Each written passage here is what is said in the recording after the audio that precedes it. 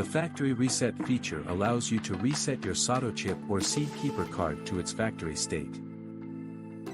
This means that all private keys, saved information and settings, such as PIN code or label, will be deleted from the device.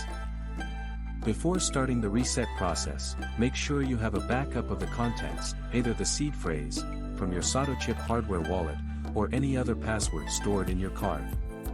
The reset process is simple. Click on Reset My Card and click on Start. Then follow the pop-up wizard and remove your card from the smart card reader, then insert it again. Do this several times.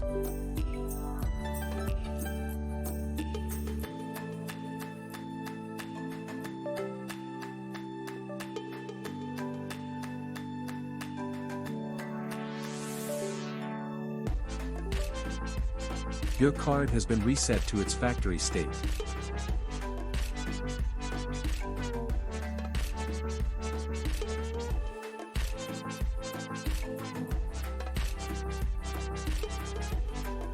You can now set up your card again.